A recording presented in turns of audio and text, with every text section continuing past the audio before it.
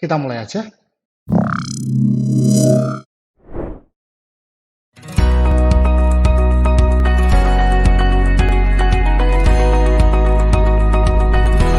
Assalamualaikum warahmatullahi wabarakatuh. Bertemu lagi dengan saya. Di video kali ini, saya akan melanjutkan membahas delivery strategi untuk multimedia persuasi. Lebih utamanya, saya akan membahas mengenai Fogg Behavior Model atau FBM. FBM adalah model yang dibuat oleh BJ Fogg. Dan di dalam FBM disebutkan bahwa ada 3 faktor yang memengaruhi mengapa seseorang melakukan suatu perilaku. FBM membantu kita untuk memahami mengapa suatu perilaku bisa terjadi. Dan tentunya dengan menggunakan FBM ini, kita bisa memprediksi bagaimana sih cara untuk mengubah perilaku seseorang. Nah, kemampuan FBM inilah yang membuatnya cocok untuk kemudian dijadikan sebagai delivery strategi dalam multimedia persuasi. Sebelum saya membahas lebih lanjut mengenai FBM, saya perlu memberikan sedikit disclaimer bahwa konsep di FBM kurang lebih mirip sebenarnya dengan konsep yang sudah saya sampaikan di video sebelumnya mengenai Reason Action Approach atau RAA. Namun menariknya, jika RAA dibuat utamanya untuk digunakan di bidang psikologi, maka BJ Fogg mencetuskan FBM utamanya untuk digunakan di bidang desain dan teknologi, atau lebih spesifik lagi disebut bidang persuasif teknologi. Kurang lebih, itu sedikit pengantar mengenai FBM. Selanjutnya, mari kita coba lihat bagaimana sih bentuknya FBM itu. Nah, kurang lebih inilah bentuk dasar dari Fogg Behavior Model atau FBM. Menurut FBM, sebuah perilaku atau behavior terjadi karena adanya MAP pada saat yang bersamaan. MAP ini sendiri merupakan singkatan dari motivation, ability, dan prompt. Dengan kata lain, menurut FBM, sebuah perilaku atau behavior terjadi karena ada motivasi, ability, dan prompts pada saat yang bersamaan. Sebaliknya, jika suatu perilaku tidak terjadi, maka bisa dikatakan karena minimal salah satu dari motivation, ability, atau prompt tidak ada. Setelah memahami bentuk dasar dari FBM, selanjutnya kita perlu memahami masing-masing faktor secara lebih detail. Pertama-tama, kita akan membahas terlebih dahulu yaitu M atau motivation. Menurut FBM, suatu perilaku bisa terjadi karena orang tersebut memiliki motivasi yang tinggi untuk melakukan perilaku tersebut. Ya, logikanya jelas. Kalau kalian lagi males jalan-jalan keluar, ya kalian nggak akan jalan-jalan keluar. Kalau kalian lagi males main futsal, ya kalian nggak akan main futsal. Tetapi sebaliknya, kalau kalian lagi semangat nih, pengen makan, maka kalian akan makan. Kalau kalian lagi bermotivasi nih, mau shopping, ya kalian akan shopping. Nah, menurut Fogg, motivasi ini sendiri, di dalamnya ada faktor-faktor yang juga mempengaruhi naik turunnya motivasi tersebut. Faktor-faktor yang mempengaruhi motivasi ini oleh Fogg disebut sebagai core motivator. Kurang lebih ada 3 core motivator yang disebutkan oleh Fogg, yaitu sensation, anticipation, dan belonging. Sensation singkatnya adalah sebuah sensasi yang dirasakan oleh kita ketika kita melakukan perilaku tersebut. Fogg sendiri membedakan sensation menjadi pleasure atau kesenangan dan pain atau kesakitan. Singkatnya, orang memiliki motivasi yang tinggi untuk melakukan sesuatu karena perilaku tersebut memberikan dia kesenangan atau perilaku tersebut mengurangi kesakitannya.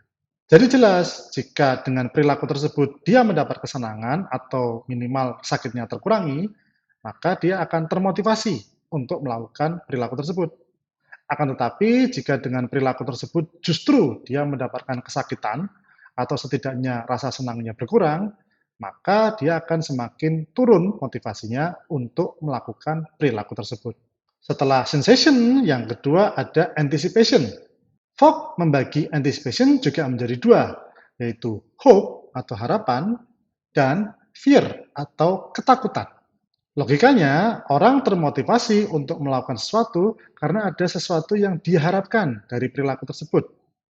Atau orang termotivasi untuk melakukan sesuatu karena dia takut akan sesuatu yang nanti menimpa dia. Jadi, singkatnya, kenapa sih orang bisa termotivasi untuk melakukan sesuatu? Karena ke depan dia mengharapkan dia mendapatkan sesuatu. Misalnya reward, insentif, bonus, atau macam-macamnya.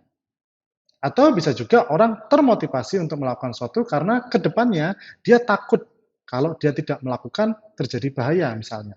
Sehingga dia melakukan itu untuk menghindari ketakutan tersebut. Itu tadi mengenai anticipation. Nah, untuk core motivator yang ketiga, Fogg menyebutkan belonging.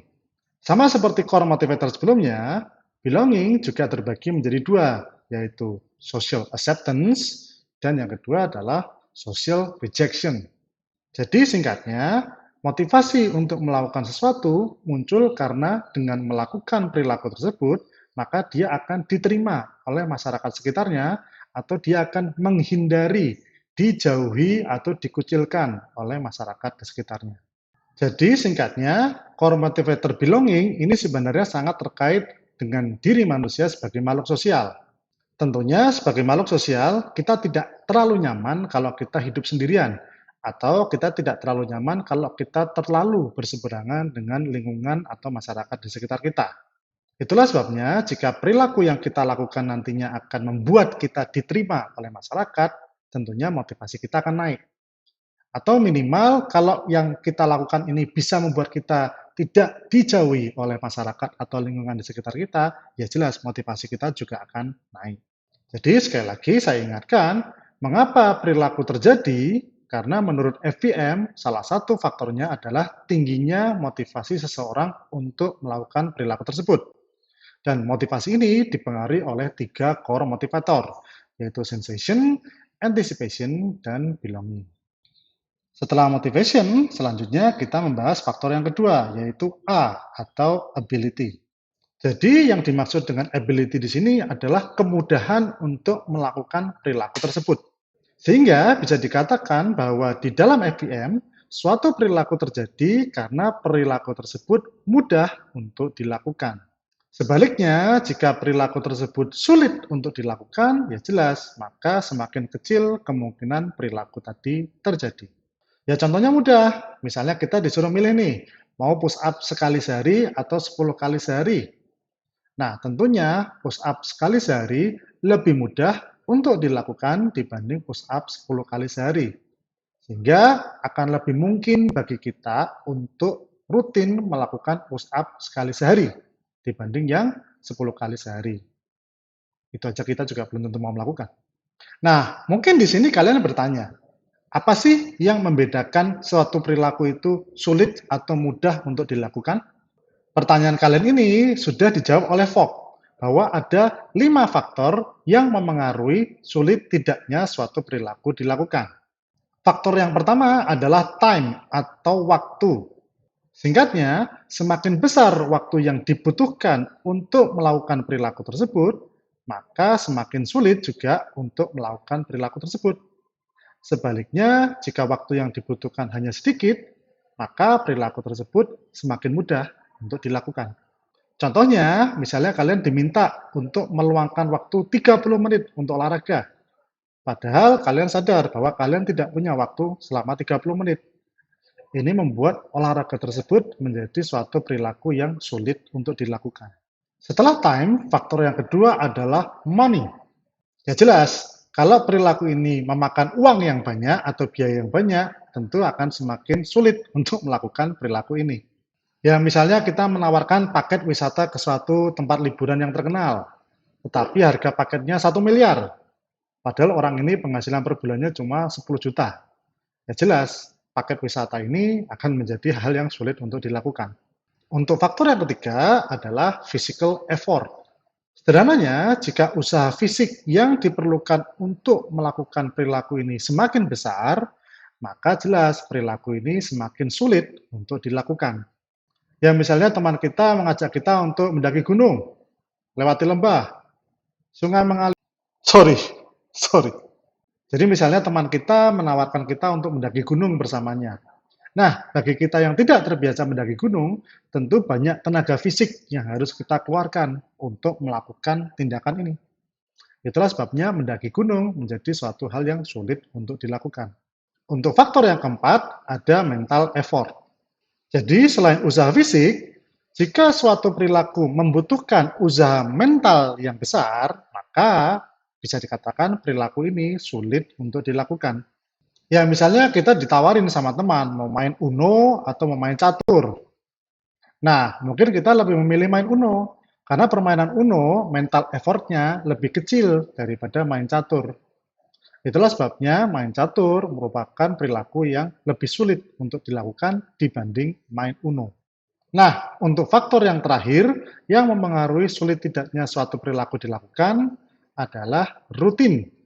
Yang dimaksud dengan rutin di sini adalah rutinitas. Artinya, jika suatu perilaku memaksa orang untuk membuat rutinitas baru atau memaksa orang untuk keluar dari rutinitas yang lama, maka perilaku ini lebih sulit untuk dilakukan.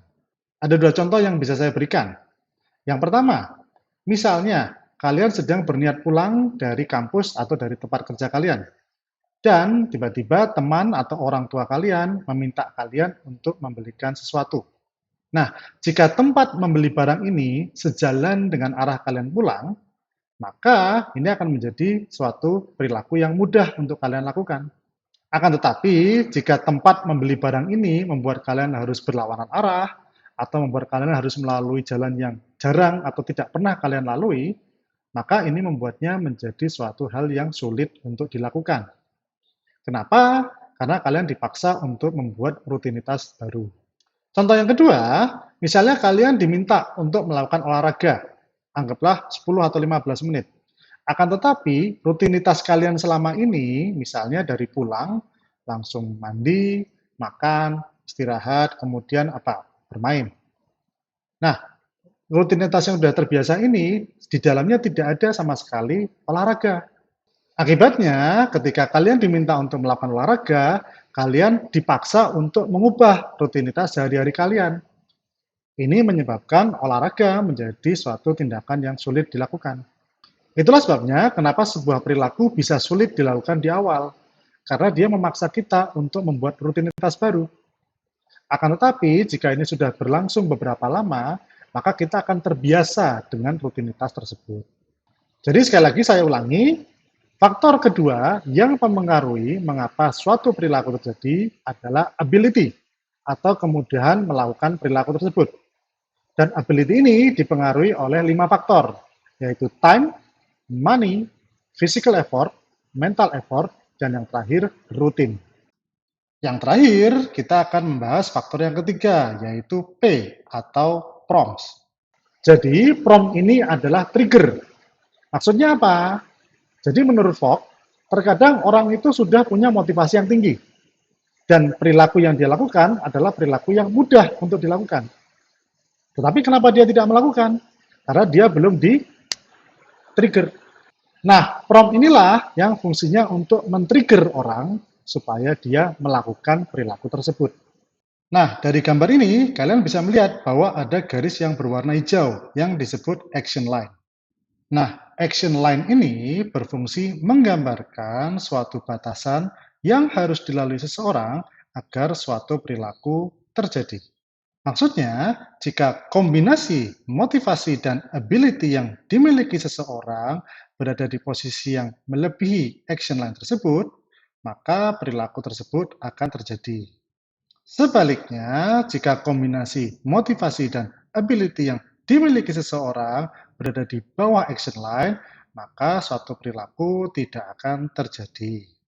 Kaitannya dengan prompt akan lebih sukses ketika diberikan pada orang-orang yang memiliki kombinasi motivation dan ability di atas action line.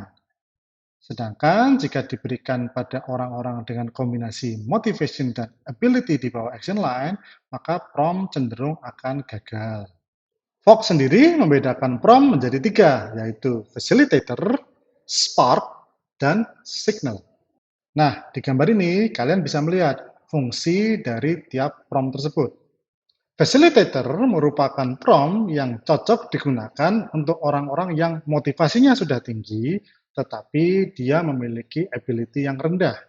Nah, dengan facilitator ini kita mencoba untuk menunjukkan pada orang ini bahwa, oi, perilaku ini sekarang mudah untuk dilakukan. Contohnya, misalnya kalian ingin membeli sebuah buku dari pengarang favorit kalian. Jadi bisa dikatakan motivasi kalian sudah tinggi, tetapi bukunya harganya mahal. Nah, kalau orang-orang seperti ini kemudian kita tawari diskon, artinya apa? Kita memurahkan harga buku tersebut. Ini membuat buku tersebut menjadi lebih mudah untuk dibeli. Nah, diskon ini tadilah yang merupakan sebuah contoh facilitator.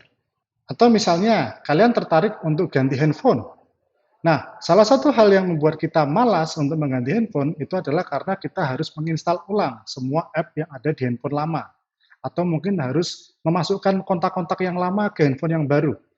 Nah, kalian mungkin pernah sadari bahwa ada handphone-handphone merek tertentu yang memberikan fitur untuk otomatis memindahkan kontak-kontak di handphone lama atau bahkan menginstal seluruh app yang ada di handphone lama. Fitur ini juga contoh facilitator karena dia membuat ability untuk memindah kontak dan menginstal app menjadi lebih mudah untuk dilakukan. Dengan fitur ini, tentu saja orang yang sudah punya motivasi tinggi itu sekarang ability-nya meningkat, sehingga akhirnya dia membeli handphone dengan merek tersebut. Setelah facilitator, sekarang saya akan menjelaskan mengenai Spark. Spark merupakan prompt yang cocok digunakan untuk orang-orang yang memiliki ability tinggi tetapi motivation rendah. Sesuai dengan namanya, spark, percikan, ledakan. Makanya prompt ini digunakan untuk membangkitkan, meledakkan, meningkatkan motivasi seseorang.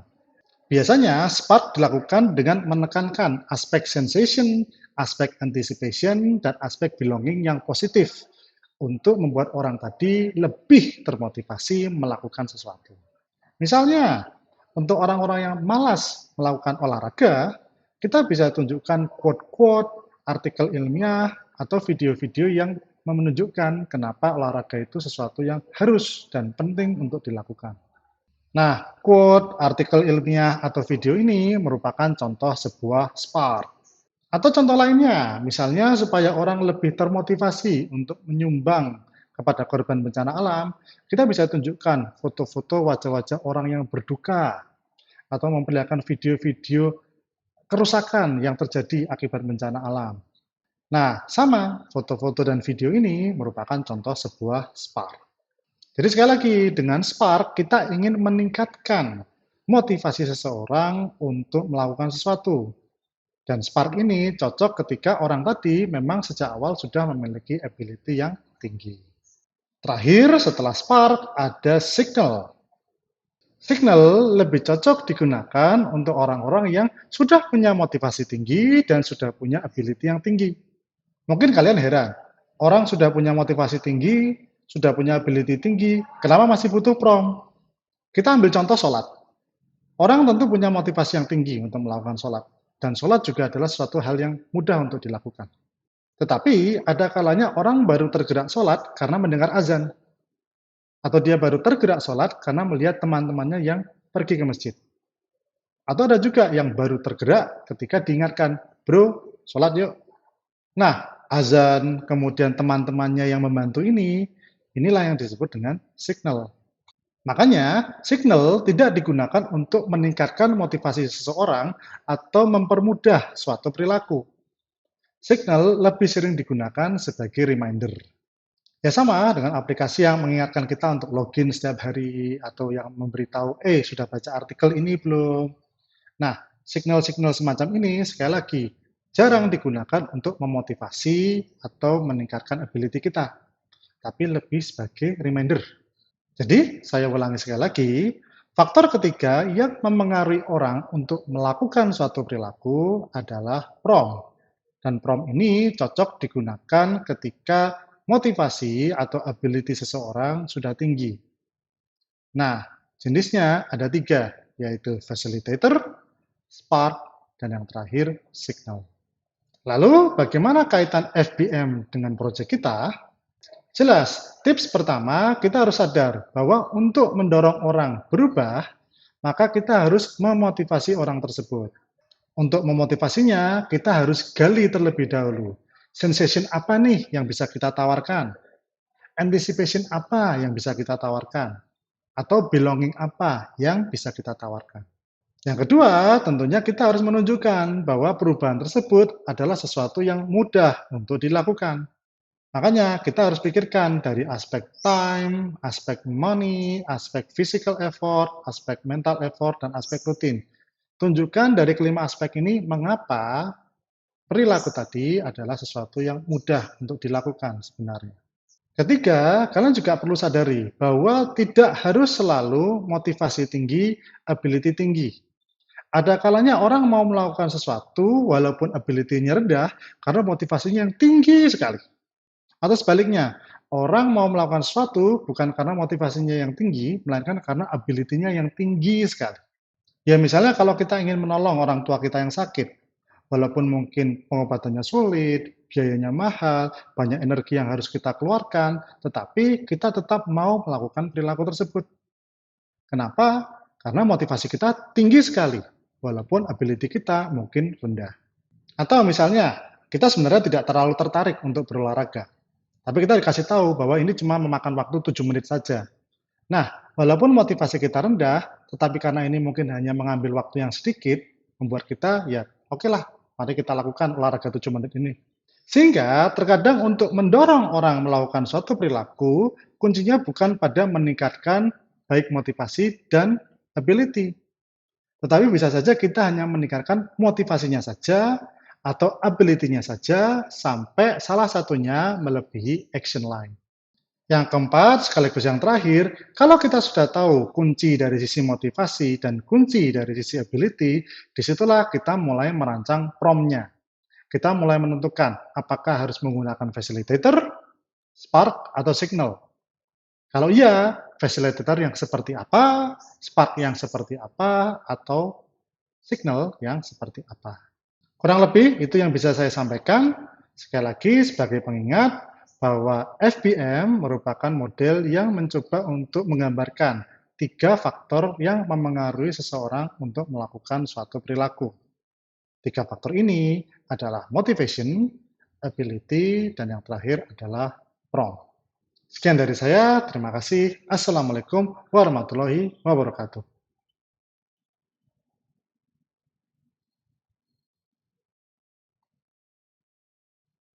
Tetap nggak nyambung. Ah.